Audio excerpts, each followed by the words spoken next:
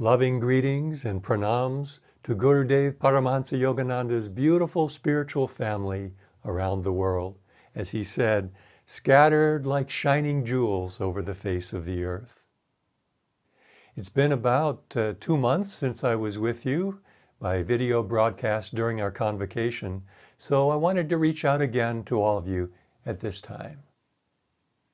In my daily meditations, I think of all of you, and I pray that God and Guru guide your lives and spiritual efforts and help you to feel a deep and unshakable security in their love and wisdom. It's so important to feel, to dwell in that love, that security, especially during these challenging times. I know that many devotees around the world are very concerned about the divisiveness and ugliness currently being propagated in society among the increasingly polarized factions of the global family. The family that God intended to live in peace and harmony and mutual cooperation with His moral laws of lasting happiness. You know, our Guru didn't use the word commandments. He spoke of God's laws of eternal happiness and harmony. And that is what is under such challenge today. Now, we all know that this world of duality has always been and will always be a battleground between light and darkness. But the assault on God's eternal truths of goodness and moral values can seem perceptibly heightened in our era of near constant exposure to the barrage of negativity that infiltrates our inner and outer environments through the internet and other mass communications media. But we don't have to give in to discouragement about the future. Yes, social media can magnify the inharmonious voice of a single person and thereby affect countless others far beyond that individual's immediate locale. But there is equal or greater potential to amplify the influence of truth, beauty, goodness, wisdom, compassion, all the heavenly qualities of the soul image of God in every human being. How is this so? Because there is something more far-reaching than any digital communications technology, and that is hearts and minds that are attuned with God.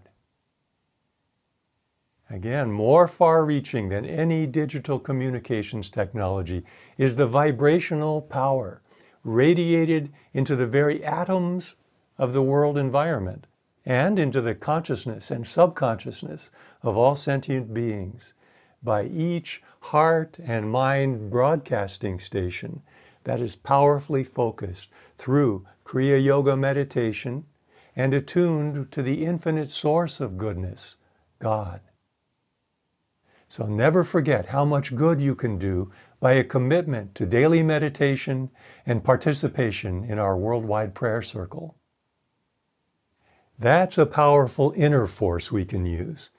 But the divine warrior of light and truth, who's drawn to a path such as that of Self-Realization Fellowship, Yogoda Satsanga Society, and Kriya Yoga, may use outer as well as inner means to promote spiritual harmony or dharma on earth. So while giving first priority to changing yourself and any unlovely ego traits that may have found harbor in your own consciousness, never be afraid to bear witness outwardly in the cause of non-cooperation with ungodliness when circumstances place that duty before you. Just remember, though, 2 things. First, that animosity and lack of humility may quickly subvert you to the side of that which you are purportedly resisting. And second, that spirituality and truth are not defined by anyone's political affiliation. We have to remember that the mass karma that influences the unfolding drama of world events in our present era, as well as in all others, is not always understood by a limited human intellect. Ultimately, a nation's leaders are a symptom, not a cause. a symptom of the prevailing mix of good and evil in that society and its mass karma. So while the actions of individual politicians may be of temporary concern, more important in the long term is the need for the masses of individuals to remove the evils of godlessness, immorality, adharmic living from their hearts. The most potent way that you can bear witness is to practice each day some principle of the divine truths common to all religions, which are so beautifully distilled in the SRF-YSS teachings. This is an active initiative you can take to uplift your consciousness and invigorate your thoughts and actions with the invincible power of God's goodness. Every morning, read a little from the lessons, for example, or from the spiritual diary, or maybe take a favorite quotation from the Bhagavad Gita or Bible, and make that your theme for the day. Then, when something you hear on the news upsets your inner peace or equilibrium, hold tight to that truth and know that by the will that you put into affirming and manifesting it, you are helping to neutralize that negativity. As you follow the example of Guruji's indomitable positive spirit and practice the sacred Kriya Yoga science of God communion, the special dispensation he was ordained to bring to the world specifically for the times we are going through. As you follow that, you will prove to yourself that with the help of God and the great ones who watch over this world, we can aid humanity to emerge from the fetters of ignorance-based fears and hatreds into a world more in tune with God, with His harmonizing and balance-producing love and bliss consciousness. So I have two suggestions for you. First, look for and concentrate on the expressions of goodness and spiritual consciousness in all persons you encounter, even those whose opinions may not match your own.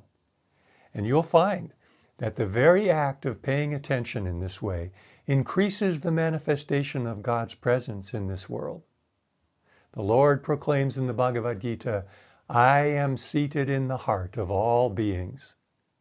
So see others as souls, and by that attitude of respect and appreciation, you'll subtly draw from them and from yourself a greater expression of soul qualities. Second, if you find yourself too frequently thinking or reading or talking about what's wrong in the world or in your own life, try to change your focus. Use that time and energy to think good thoughts, to pray, to perform good actions of service and generosity, and to work on becoming a person who exudes kindness, understanding, and cheerfulness. By doing so, you will uplift your own consciousness and that of others. And most important, as you meditate faithfully and enter the sacred sanctuary deep within your being, where all thoughts are still, you will increasingly feel the love in which God cherishes each soul, and also be able to give that love to others. Never underestimate the positive effect of your spiritual efforts on your well-being, on those around you, and on humanity at large. Guruji said, "One who in every way tries to uplift himself, harmonizing body, mind, and soul with the divine, creates positive karma, not only in his own life, but in his family, neighborhood, country, and the world." May God ever bless you as you strive to radiate His light, His love in your life. God bless you. God love you. Jai Guru.